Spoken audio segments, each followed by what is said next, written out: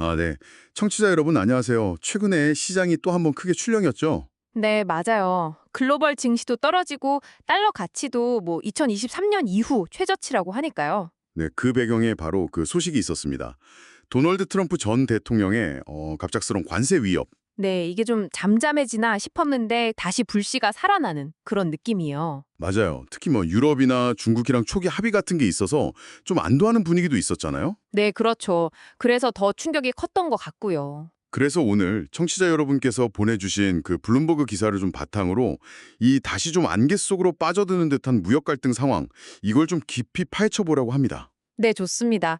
지금 도대체 뭐가 어떻게 돌아가고 있는지 핵심만 좀 짚어보는 시간이 되면 좋겠네요. 네, 일단 그 트럼프 전 대통령 발언 내용부터 좀 봐야 할 것 같은데요. 이게 상당히 좀 파격적이더라고요. 네, 그쵸. 구체적으로 어떤 내용이었죠? 일단 유럽연합, EU 상품에는 50% 관세를 매기겠다. 50%요? 와. 네, 그리고 애플이나 뭐 삼성 같은 기업들이 생산 기지를 미국으로 안 옮기면 스마트폰에 25% 관세를 부과할 수도 있다. 뭐 이런 얘기까지 나왔어요. 이야, 이게 진짜 현실화되면 파장이 어마어마하겠는데요? 그렇죠. 근데 특히 그냥 관세율만 높은 게 아니라 그 이유를 향해서는 딜을 원하지 않는다 이렇게 딱 못을 박았잖아요. 아, 맞아요. 그 발언. 네. 그게 시장에는 좀 더 불안감을 준 것 같아요. 아예 협상 여지를 안 두겠다는 건가? 이런 신호로 읽힐 수 있으니까요. 그렇군요. 그래서 뭐 글로벌 증시 흔들리고 달러 가치 떨어지고. 아, 그랬군요. 그럼 전문가들은 이런 상황을 어떻게 보고 있습니까? 그 피터슨 국제경제연구소라고 있잖아요. 네네, PII. 네. 거기 마커스 놀랜드 부소장이 아주 냉정하게 평가를 했더라고요. 평화는 오지 않았다. 아, 평화는 오지 않았다. 네. 그러면서 이런 예측 불가능한 상황이 연말까지도 갈 수 있다. 이렇게 봤어요. 연말까지요? 네. 그러니까 시장 참여자들은 다시 좀 변동성에 대비해야 한다. 이런 이야기죠.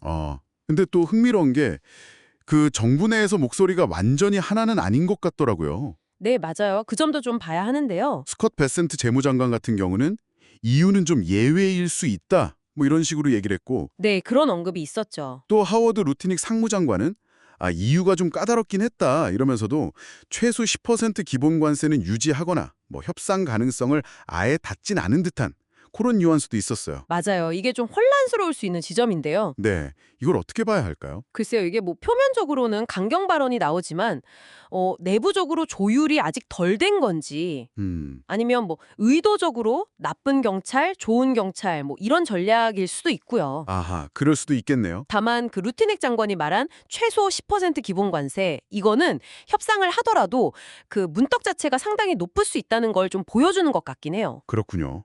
물론 뭐 이유도 가만히 있진 않겠죠. 당연하죠. EU도 지금 협상 틀어지면 거의 950억 유로 규모 미국 제품에 보복 관세 매기겠다 이렇게 벼르고 있거든요. 와, 규모가 상당하네요.